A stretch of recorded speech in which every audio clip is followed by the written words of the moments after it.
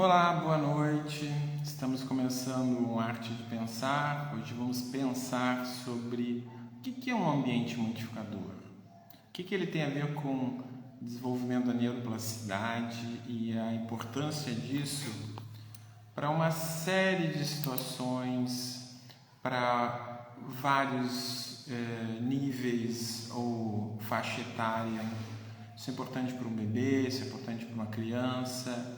Isso é importante para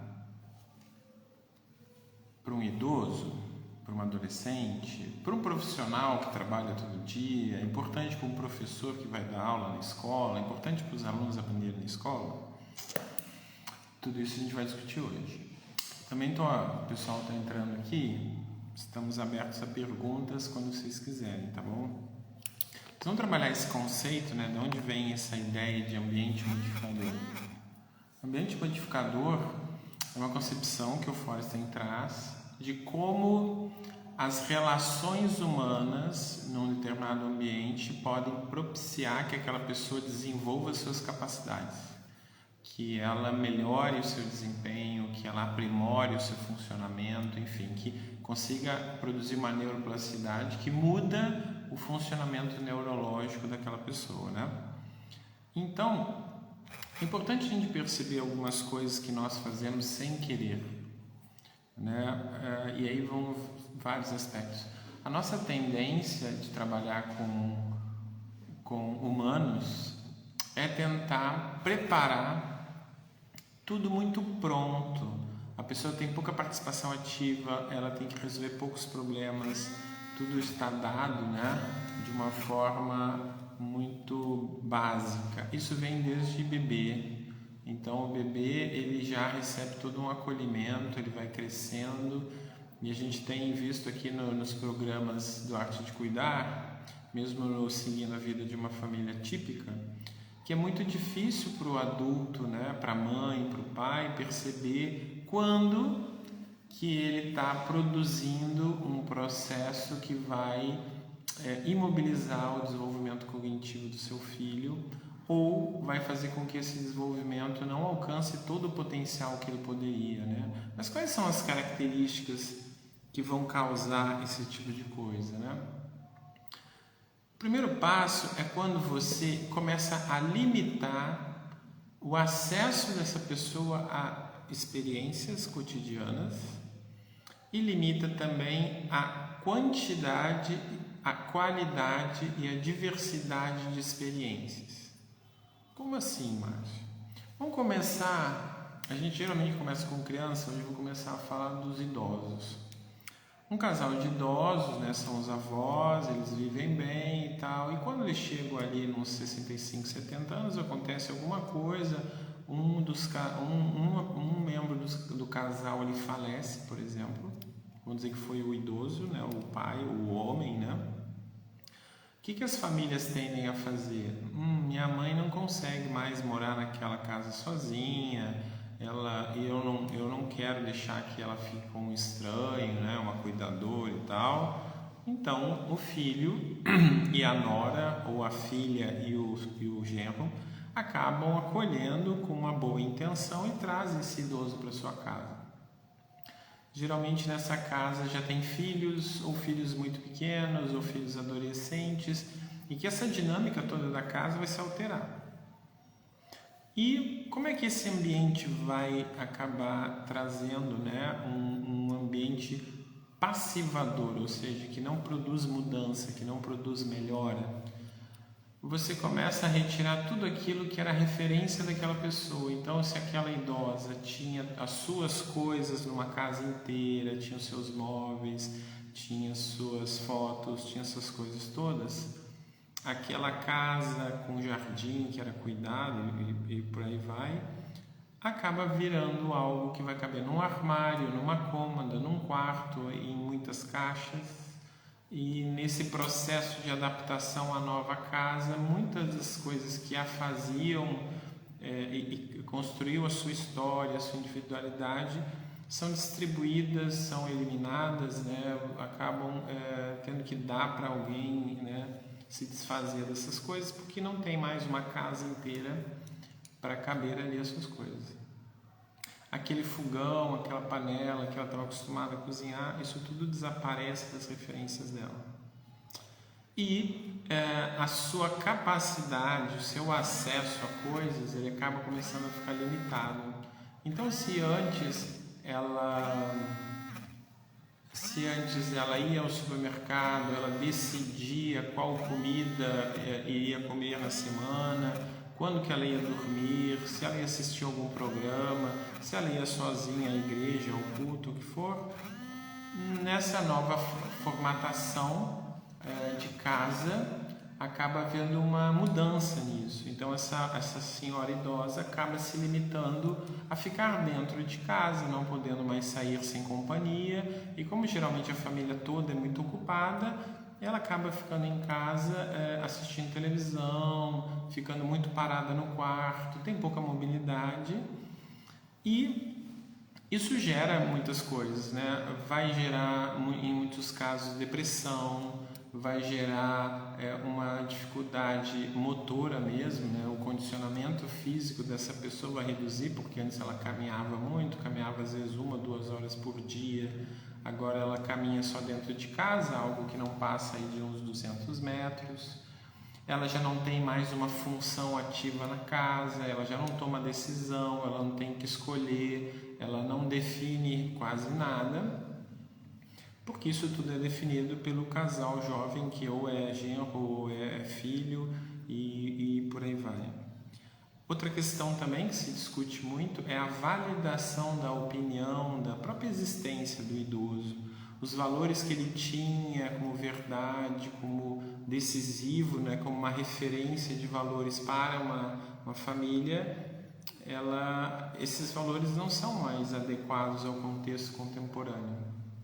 Então as pessoas param de conversar, porque ela conversa de termos ou de coisas que aconteceram há muito tempo, ou há algum tempo. Então acaba que essa pessoa fala pouco, conversa pouco, tem poucas dinâmicas, cuida no máximo das suas coisas no seu quarto, não toma decisões em quase nenhum momento. O que isso vai gerar no encéfalo, né? Que a gente está falando de neuroplasticidade? Você acaba gerando uma condição de imobilidade, né? Você não tem uma plasticidade sendo ativada ali. E aí, quando vem um quadro de depressão, um quadro até de pré-demência, isso vai atingir uma coisa chamada reserva cognitiva, que é muito mais devastador quando isso acontece com uma pessoa assim, do que aquela que participa ativamente, toma decisões e tudo mais. Então, uma primeira característica que o ambiente tem que ter com o idoso, com uma criança, com um adolescente que está em processo de desenvolvimento, ele tem que ter a capacidade de permitir que a pessoa participe ativamente do cotidiano, da família, das relações, e que ela tenha que ser exposta a uma variedade de experiências, né? Os idosos geralmente começam a limitar a sua participação na vida das pessoas. Por quê?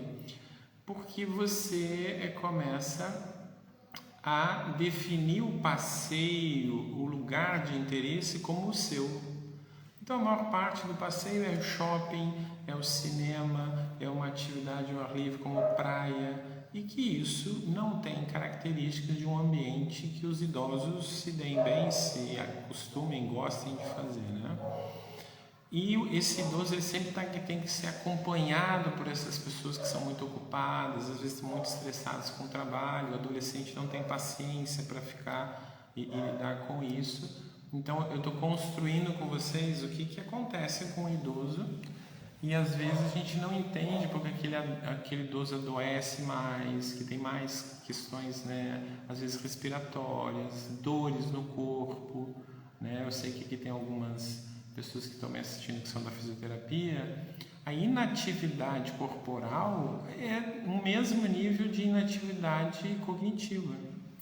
Então, o idoso, a gente tem que se preocupar em oferecer um ambiente modificador para ele que consiga dar essa participação ativa, que ela participe das decisões, participe da escolha de um cardápio, participe de aonde nós vamos, e que não seja sempre da forma que o filho acha que deve ser, ou que eu não tenho o que fazer, essa pessoa vai ficar em casa e ela gosta de assistir TV e a gente deixa aí, e aquela pessoa que foi ativa até aquele momento, ela perde sua função social até.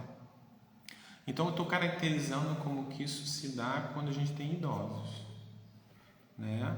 E às vezes são pessoas que foram extremamente dominantes, importantes nas relações familiares e que tinham um nível de decisão muito alta, todo mundo buscava a sua decisão, dependia dele de tomar essa decisão, de uma hora para outra essa pessoa perde todas essas referências. Então isso causa muito impacto nisso, né?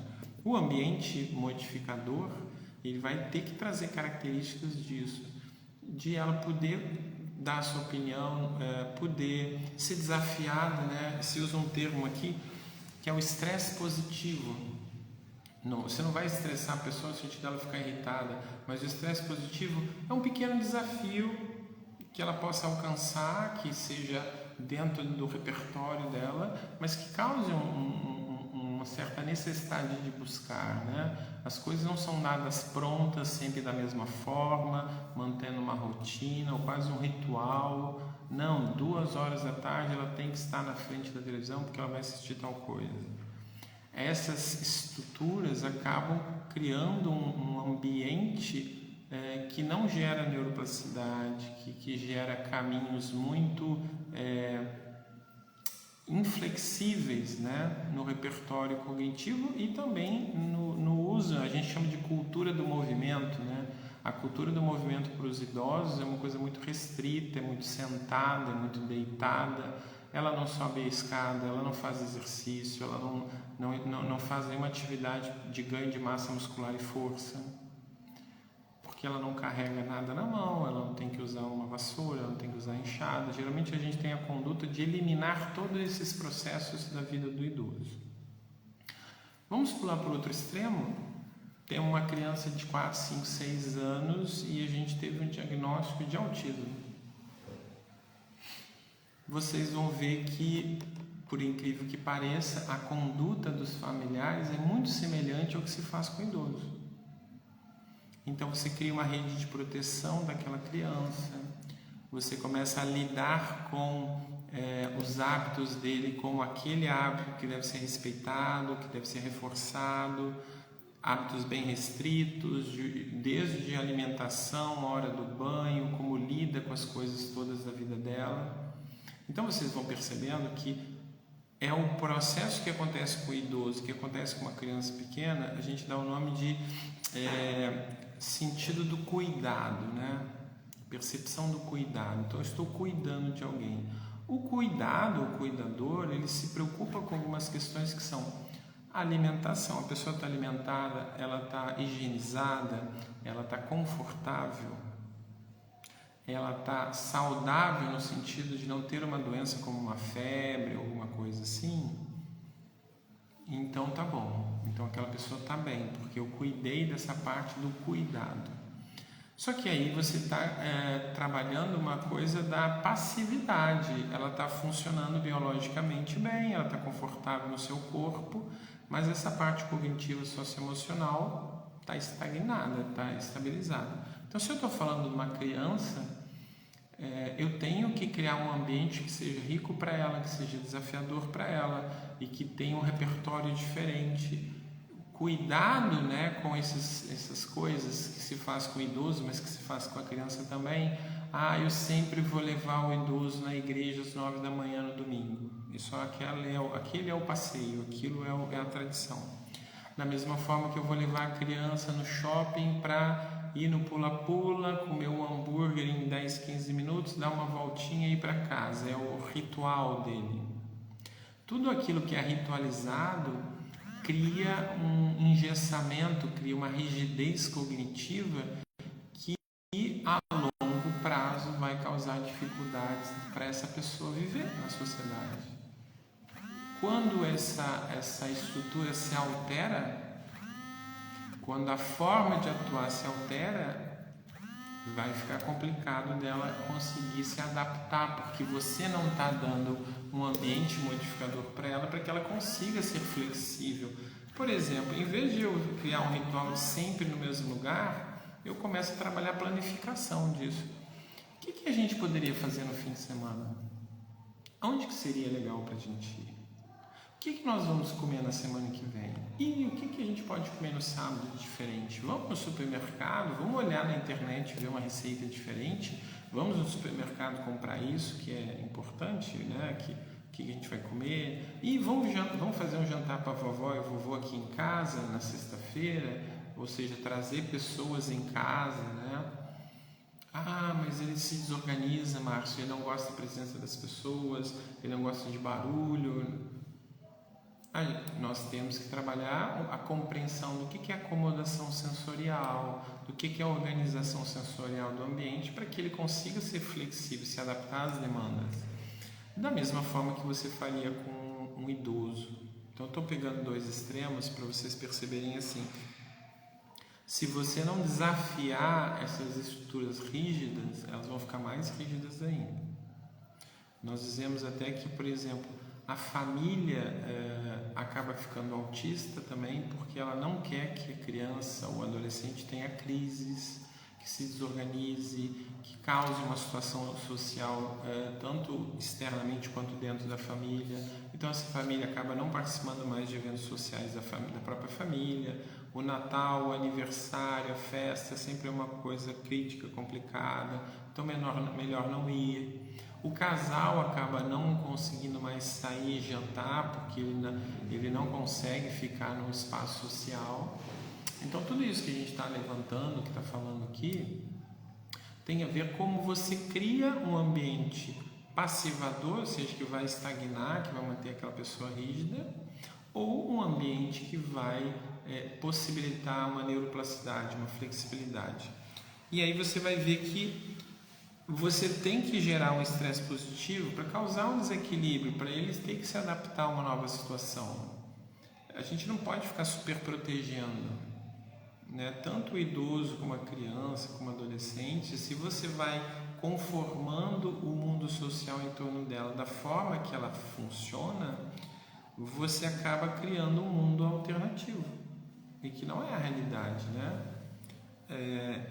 E aí, assim, é importante que ela sempre busque solucionar problemas, que ela lide com raciocinar, mas peraí, como é que isso funciona?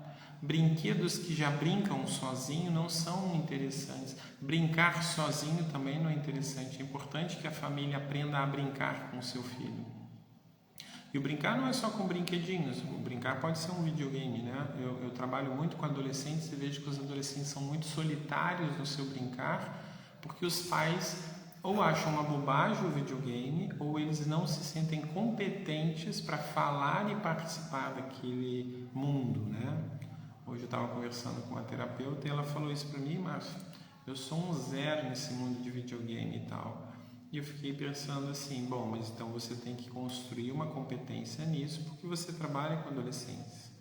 É o conteúdo, é o modus operandi, é o brincar de um adolescente hoje, é jogar um videogame. E às vezes as críticas vêm porque você não tem entendimento do que é um videogame.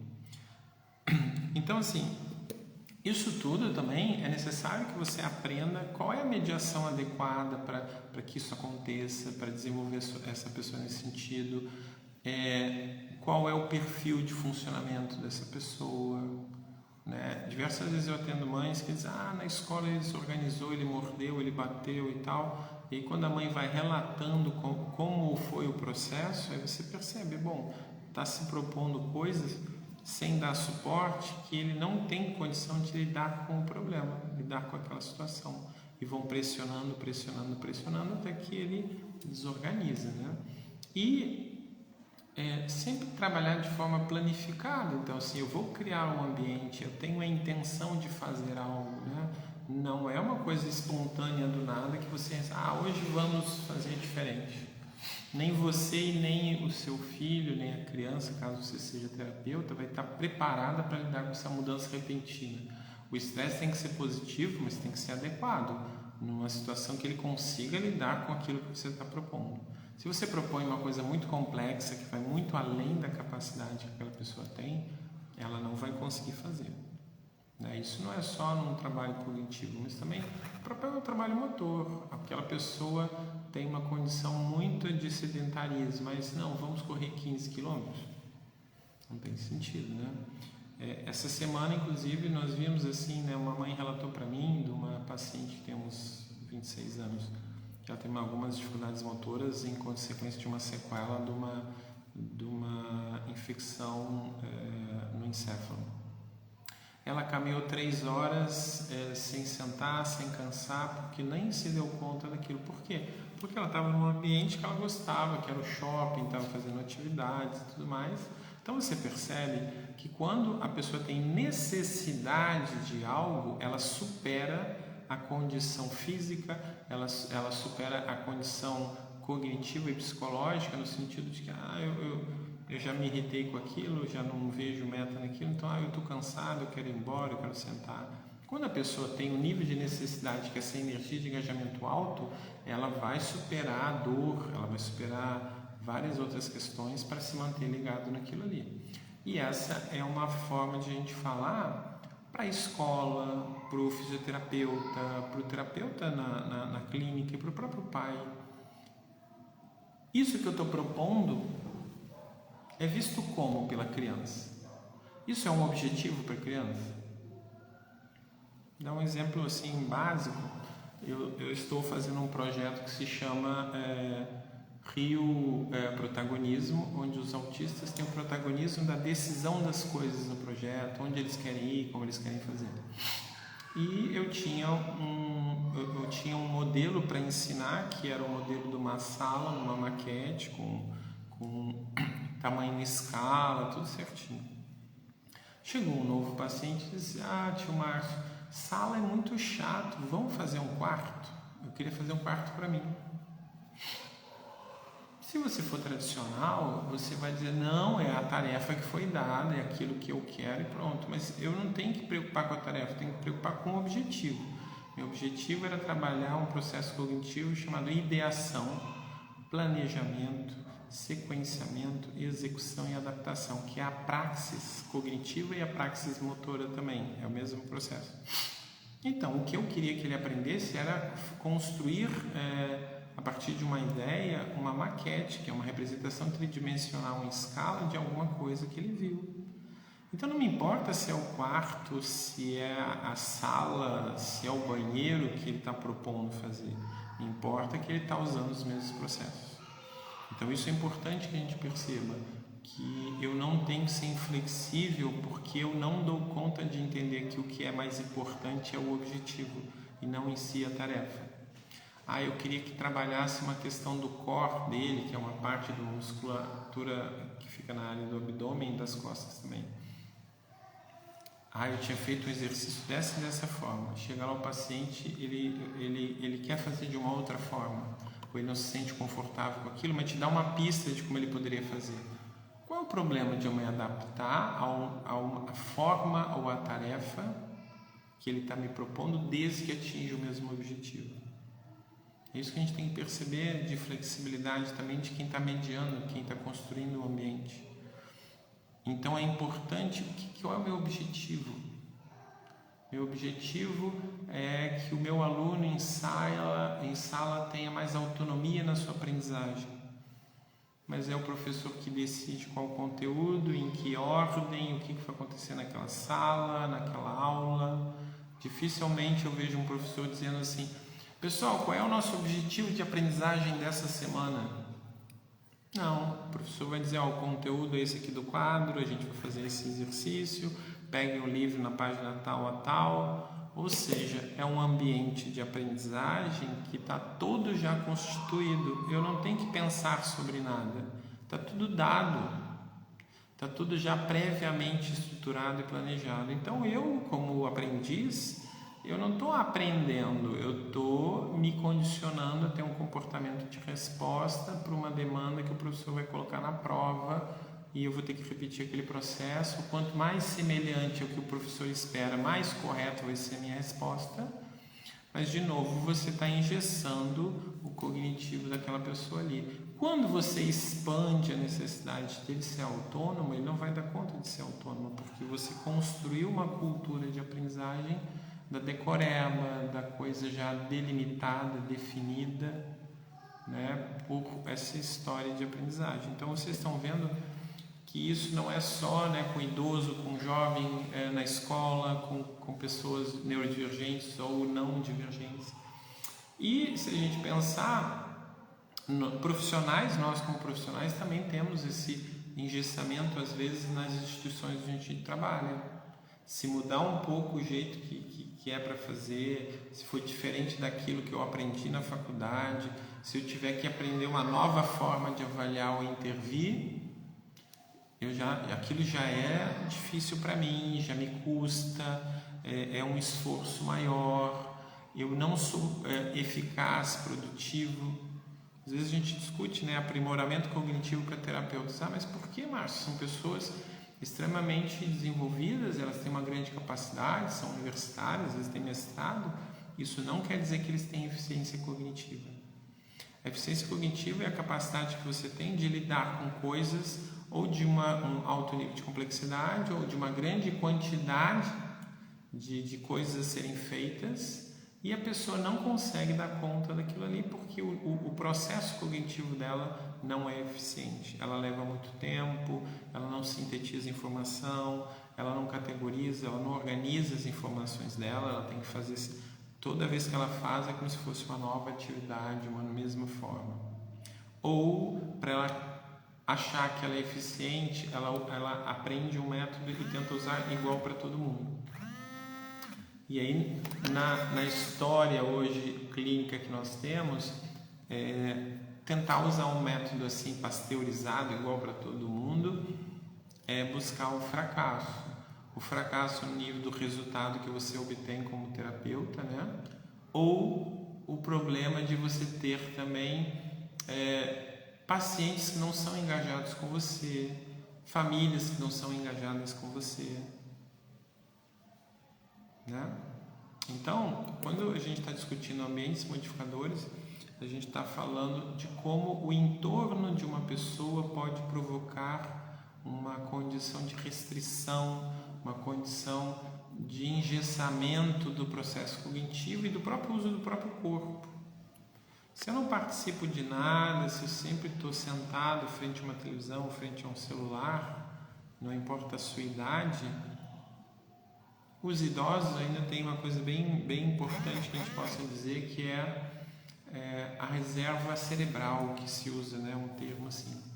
Reserva cerebral é a condição de saúde alimentar e qualidade neurológica, muscular, do desenvolvimento da pessoa numa idade já, né, mais avançada. Quando vai haver alguma condição patológica, né, ou de demência, Alzheimer, Parkinson e outras, essas condições patológicas elas vão afetar esse cérebro segundo essa reserva cerebral que a gente chama. Então, se você tem um organismo mais saudável, se você não tem condutas como fumo, sedentarismo, obesidade, álcool, por exemplo, cuidado dos dentes, né? Isso até daqui a algumas semanas a gente vai chamar aqui um cirurgião dentista para falar do impacto que a qualidade da saúde bucal pode causar neurologicamente, uma coisa que quase não se fala. Se tinha uma cultura antigamente que vou deixar o meu dente indo, estragou, deixa para lá que eu arranco e uso uma dentadura depois. Só que esse processo acaba com essa reserva cerebral das pessoas. Isso é uma coisa já estudada com profundidade, né, nesses percursos desses processos no envelhecimento. Então, vocês veem como isso é importante. A outra coisa que o ambiente modificador também auxilia é na reserva cognitiva. O quanto você traz flexibilidade no seu processo de pensamento. Tem uma analogia muito básica que é mais ou menos que é você fazer caminhos, né, onde você sempre passa num gramado. Chega em determinado momento que aqui não tem mais grama onde você passou tanto, né? E isso é mais ou menos o que acontece na reserva cognitiva. Se você só usa o mesmo caminho, aquele conjunto de neurônios, aquele conjunto biológico naquela área, ele vai ser exaurido. E como você não foi flexível, não tem a adaptação para você usar aquelas áreas que não foram desenvolvidas ou não foram utilizadas ao longo da sua vida. Então, quando a condição patológica afeta aqueles caminhos principais que você tinha, você não tem caminhos alternativos para o funcionamento. Então, o impacto dessas condições é muito maior, é muito mais devastador no funcionamento da pessoa. Se você foi uma pessoa que só memorizou coisas e não estabeleceu relações de significado, vai atingir essa parte de memória e aí você não tem recursos para lidar com isso.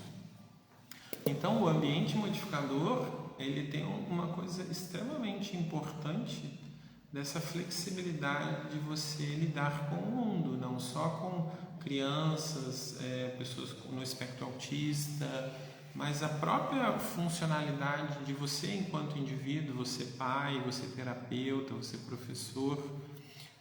Se você também é uma pessoa restrita, é muito condicionada a hábitos, você não é flexível, você tem dificuldades às vezes de aprendizagem, você vai estar construindo um ambiente que não é muito propício no futuro como vai ser a tua condição.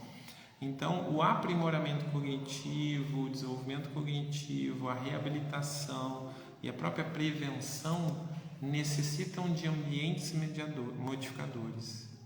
Não basta só que você assista a aula, não basta só que você faça lá a sua sessão de fisioterapia, de psicologia ou de terapia ocupacional.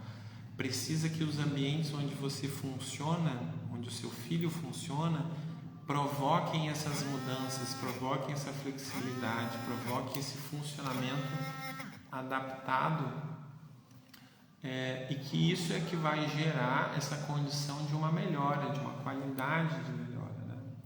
Isso é um aspecto básico do trabalho do Forreston como metodologia, que vai discutir a neuroplasticidade. A gente aprende isso no curso, né, do método Forreston, aprende também isso no curso para pais. Como eu posso criar um ambiente modificador na minha casa? Como eu posso criar um ambiente modificador na minha sala de aula, que eu dou aula para muitos alunos? Como eu posso gerar um próprio ambiente modificador para mim mesmo, na minha vida como profissional? Como é que eu posso melhorar o meu desempenho como profissional? Hoje eu preciso atender 30, 40 pacientes e famílias.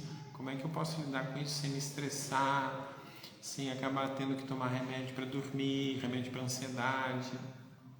Isso tem a ver com o teu processo de cognição, de como você não é eficiente. Então, como é que eu aprendo a ser eficiente na minha cognição, né?